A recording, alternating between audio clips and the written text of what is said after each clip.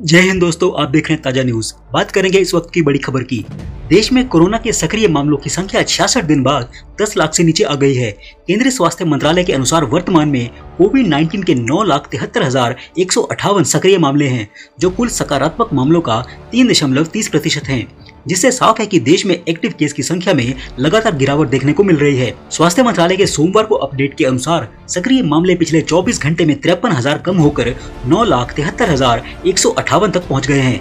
मंत्रालय के आंकड़ों के मुताबिक रविवार 13 जून को देश में 10,26,000 सक्रिय मामले यानी कि एक्टिव केस सामने आए। पिछले 32 दिनों से भारत में सक्रिय मामलों की संख्या में गिरावट देखी जा रही है। मंत्रालय ने कहा कि 10 मई को कोरोना के सक्रिय मामले 37,45,237 नए केस के साथ चरम पर थे। मंत्रालय के आंकड़ों से यह भी साफ पता चलता है कि इससे पहले 2020 में पहली लहर के दौरान 18 सितंबर 2020 में एक्टिव मामलों की संख्या 10,17,754 पर पहुंच गई थी। फिलहाल कर्नाटक में एक्टिव मामलों की संख्या 1,81,000 है। महाराष्ट्र में 1,58,617 मामले और तमिलनाडु में 1,49,927 कोरोना के मामले हैं। रिपोर्ट के मुताबिक वर्तमान में कर्नाटक में एक्टिव मामलों की संख्या सबसे ज्यादा है। इन 3 राज्यों के अलावा केरल में कोरोना के 1 लाख से ज्यादा मामले हैं। इस बीच भारत में दैनिक नए मामलों में भी गिरावट देखी जा रही है और देश में सोमवार को लगातार 7वें दिन 1 लाख से कम ताजा मामले सामने आए। पिछले 24 घंटों में 70,421 नए कोविड-19 मामलों का पता चला, जबकि 3,921 लोगों ने एक ही समय में संक्रमण के कारण दम तोड़ दिया।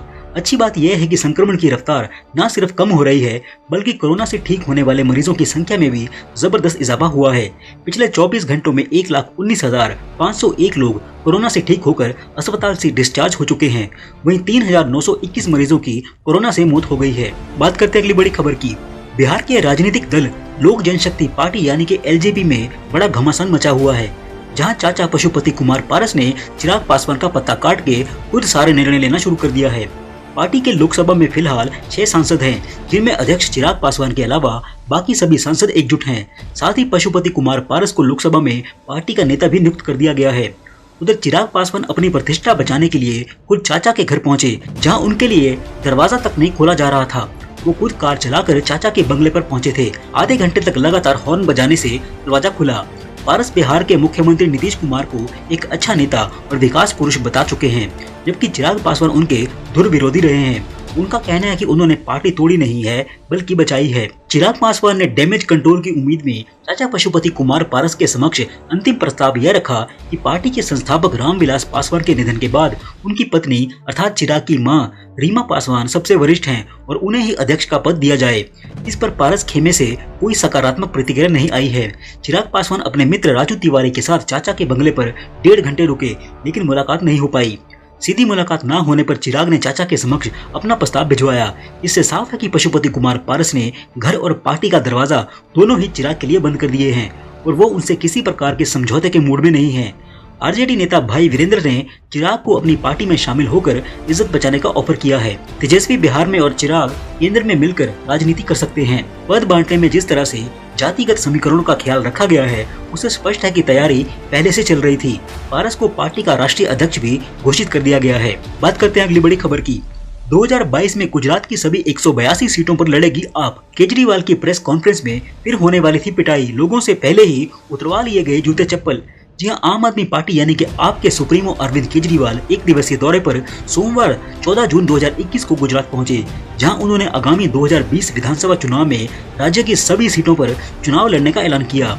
इस दौरान पत्रकारों, आम आदमी पार्टी के नेता और कार्यकर्ताओं समेत सभी लोगों के जूते चप्पल बाहर ही उतरवा लिए गए। खबरों के मुताबिक केजरीवाल पर हमले की आशंका से लोगों के जूते चप्पल उतरवा लिए गए। अरविंद केजरीवाल पर हमले की घटनाएं कोई नई बात नहीं है और उन्हें थप्पड़ मारने के अलावा स्याही, मिर्ची पाउडर और जूते चप्पल फेंकने की घटनाएं भी सामने आ चुकी हैं। अप्रैल 9, 2016 को दिल्ली में एक प्रेस कॉन्फ्रेंस के दौरान एक युवक ने उन पर जूता उछाल दिया था। गुजरात में अगले साल विधानसभा चुनाव होने हैं। आम आदमी पार्टी राज्य की सभी 182 सीटों पर अपने उम्मीदवार उतारेगी। इसका ऐलान गुजरात के दौरे पर पहुंचे पार्टी सुप्रीमो और दिल्ली के मुख्यमंत्री अरविंद केजरीवाल ने सोमवार को किया। अटकलें तो ये भी लगाई जा रही हैं कि कांग्रेस आलाकमान से नाराज हार्दिक पटेल को आप अपना चेहरा बना सकती है। प्रेस कॉन्फ्रेंस में केजरीवाल ने भाजपा कांग्रेस पर अपनी अपनी दुकान चलाने का आरोप लगाते हुए आरोप लगाया कि भाजपा को जरूरत पड़ने पर कांग्रेस ही माल सप्लाई करती है और दोनों में 27 सालों की दोस्ती है। केजरीवाल ने 2022 के चुनावों को ध्यान में रखते हुए दिल्ली की तर्ज पर गुजरात के लोगों को भी फ्री बिजली का लॉलीपॉप दिखाते हुए कहा कि यहाँ के लोग सोचते हैं कि अगर दिल्ली में बिजली फ्री हो सकती है तो यहाँ क्यों नहीं। उन्होंने दावा किया कि बीते 70 साल से गुजरात के अस्पतालों की हालत पूरी तरह से बदहाल है, लेकिन अब इसकी सूरत बदलने वाली है। गौरतलब है कि अपनी स्थापना के बाद से ही आप कई राज्यों में जोर शोर से चुनाव लड़ रही है, लेकिन दिल्ली के अलावा केवल पंजाब में ही उसे अब तक सफलता मिल पाई है। इसके अलावा आम चुनावों के साथ साथ विधानसभा चुनावों में भी पार्टी की दुर्गति ही हुई है। बात करते हैं अगली बड़ी खबर की। कुर्सी छोड़नी पड़ सकती है बंगाल की मुख्यमंत्री ममता बनर्जी और उत्तराखंड के सीएम तीरथ को। जी हां, ममता बनर्जी ने राज्य विधानसभा चुनाव में जबरदस्त जीत हासिल करके तीसरी बार राज्य की सत्ता को हासिल किया है, मगर नंदीग्राम से उनकी हार अब भी उनका पीछा नहीं छोड़ रही है। उन्हें 4 नवंबर तक विधानसभा की सदस्यता नहीं मिली तो उन्हें मुख्यमंत्री की कुर्सी छोड़नी पड़ेगी, जिसके आसार निर्वाचन आयोग की कोरोना महामारी के टलने तक उपचुनाव टालने की घोषणा से साफ नजर आ रहे हैं। उपचुनाव के लिए स्थिति अनुकूल है या नहीं, इसका फैसला भी केंद्र सरकार के हाथों में ही है और केंद्र सरकार तथा ममता के बीच छिड़े संग्राम में फिलहाल युद्ध विराम के आसार दूर दूर तक नजर नहीं आ रहे हैं। उधर निर्वाचन आयोग उपचुनाव के लिए तैयार नहीं है। चुनाव आयोग की 5 मई को जारी विज्ञप्ति में सीधे सीधे कोरोना महामारी का संकट टलने तक उपचुनाव टालने की स्पष्ट घोषणा भी की गई है। ममता की ही तरह उत्तराखंड के मुख्यमंत्री तीरथ सिंह रावत का भविष्य भी अधर में लटक गया है। तीरथ सिंह रावत को भी 10 सितंबर तक विधानसभा की सदस्यता ग्रहण करनी है, जो कि समयाभाव के चलते कठिन लग रहा है। तीरथ सिंह के लिए अतिरिक्त संकट यह भी है कि विधानसभा चुनाव के लिए 1 साल से कम समय रह गया है और ऐसी स्थिति में कोई सीट खाली भी हो जाए तो भी उस पर उपचुनाव नहीं हो पाएगा। इसलिए राज्य में नेतृत्व परिवर्तन या फिर राष्ट्रपति शासन का ही विकल्प बच सकता है। बात करते हैं अगली बड़ी खबर की। महाराष्ट्र कांग्रेस के प्रदेश अध्यक्ष नाना पटोले ने सोमवार को ऐलान किया है कि राज्य का अगला विधानसभा चुनाव उनकी पार्टी अकेले ही लड़ेगी। खास बात यह है कि पटोले ने मुख्यमंत्री बनने की इच्छा भी जताई है। मीडिया रिपोर्ट्स के मुताबिक पटोले ने कहा है कि 2024 के चुनाव में कांग्रेस महाराष्ट्र में सबसे बड़ी पार्टी बनकर उभरेगी। केवल कांग्रेस की विचारधारा ही देश को बचा सकती है। उन्होंने आगे यह भी कहा कि अगर आलाकमान यानी कि सोनिया, राहुल और प्रियंका गांधी फैसला लेते हैं तो वे मुख्यमंत्री का चेहरा बनने के लिए भी तैयार हैं। पटोले ने कहा, मैं कांग्रेस का राज्य प्रमुख हूं, इसीलिए मैं अपनी पार्टी की बात करूंगा। मुझे नहीं पता कि शरद पवार ने क्या कहा, लेकिन कांग्रेस ने यह स्पष्ट कर दिया है कि हम सभी स्थानीय निकाय चुनाव और विधानसभा चुनाव अकेले लड़ेंगे। पवार द्वारा शिवसेना की प्रशंसा करने से बौखलाए पटोले ने कहा, कांग्रेस बड़ी पार्टी है, हमें किसी के प्रमाण पत्र की आवश्यकता नहीं है।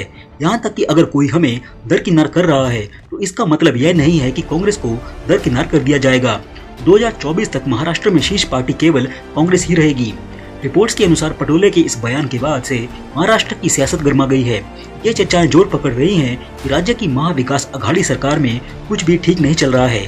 इस मामले में कांग्रेस के वरिष्ठ नेता नसीम खान ने कहा है कि अगर उनकी पार्टी अकेले चुनाव लड़ती है तो उसे इसका फायदा होगा। पटोले के इस बयान के बाद महाराष्ट्र सरकार के मंत्री नवाब मलिक ने कहा है कि महाविकास अघाड़ी के तीनों घटक दल शिवसेना, एनसीपी और कांग्रेस सरकार चलाने के मुद्दे पर एकजुट हैं। हालांकि साल 2024 में होने वाले राज्य विधानसभा और लोकसभा का चुनाव साथ लड़ने पर अब तक फैसला नहीं हुआ है। दरअसल हाल ही में मुख्यमंत्री उद्धव ठाकरे की प्रधानमंत्री नरेंद्र मोदी से मुलाकात और चुनावी रणनीतिकार प्रशांत किशोर की पवार के साथ बैठक से महाराष्ट्र का सियासी पारा लगातार चढ़ता जा रहा है। एनसीपी चीफ शरद पवार ने महाविकास अघाड़ी गठबंधन की सरकार को लेकर दावा किया था, ये न सिर्फ अपना कार्यकाल पूरा करेगी बल्कि आगे होने वाले विधानसभा और लोकसभा चुनाव भी साथ लड़ेगी। हालांकि वर्तमान परिदृश्य को देखकर उनका यह दावा धराशायी होता नजर आ रहा है। आपको बता दें कि केंद्रीय मंत्री और रिपब्लिकन पार्टी ऑफ इंडिया यानी कि आरपीआई के चीफ रामदास अठावले ने कहा था कि महाराष्ट्र में बहुत जल्द बड़ा फेरबदल देखने को मिल सकता है। उन्होंने यहाँ तक कह दिया था कि शिवसेना और बीजेपी 2.5 साल के लिए सीएम पद बांट सकती है। ब्यूरो रिपोर्ट, ताजा न्यूज। जय हिंद, जय भारत।